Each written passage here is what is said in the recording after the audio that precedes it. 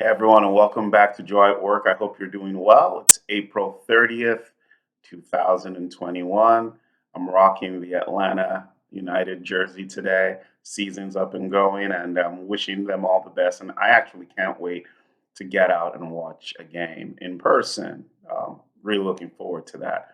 Today, I want to probably refine something I said last week in talking about not getting trapped by our own thoughts, right? Being in the psychic prison. I alluded to positive psychology, and it's possible that it came across that positive psychology is just positive thinking. And positive psychology is way more than that. And positive psychology applies not to just individual, it applies to institutions, communities, and all of that.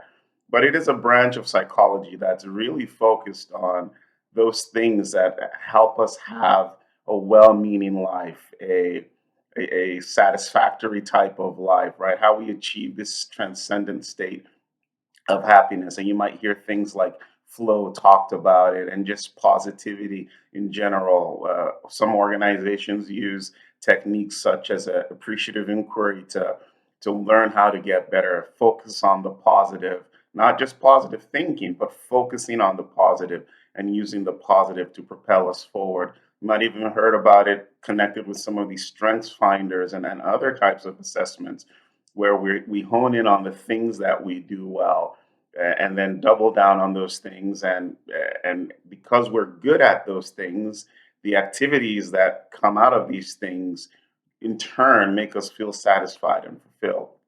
So positive psychology is significantly more than just positive thinking or thinking positively, even though you might suggest that positive thinking is part of it if you look at it from an attitude perspective. I'm sure we've all worked with people who are overall seemingly negative versus some people who are generally optimistic. We've all worked probably with people who hear an announcement and they look for everything wrong in the announcement. Oh my goodness, we're about to shut down. We're going to lose all our jobs. And there are other people who are like, no, this provides a whole bunch of opportunities and we can do things different. So we all show up in this world actually with an orientation towards one of these poles, if you will. But we also all have the ability, in my view, and through life experiences, to move in a direction depending on what we want to do. And I'm of the firm belief that if you want to experience joy at work, you have to show up with a level of positivity.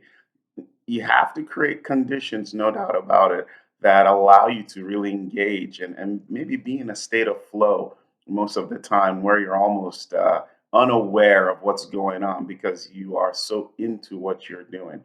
There's so many variables. I call it in my upcoming book, right? Creating a professional greenhouse for yourself that will allow you to thrive.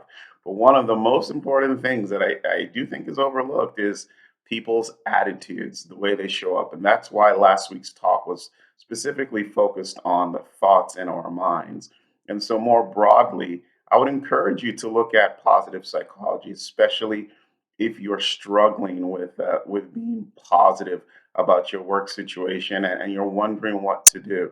There might be something in there that can be helpful for you. And maybe, just maybe, we'll unpack positive psychology over the next couple of weeks because I do think there is value.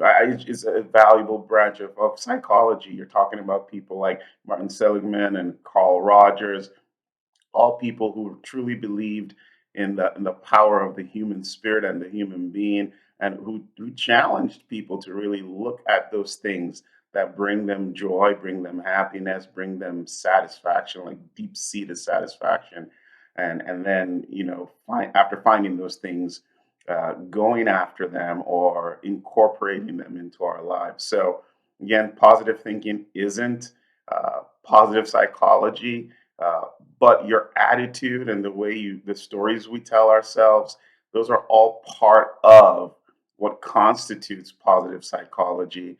And many people believe, and I believe this too. We often speak into being, what we believe. So be careful what you believe. Be careful what you tell yourself. If you want to experience joy at work, you have to believe that you can find and have joy at work. All right. Thanks for watching. I'll see you next time. Bye.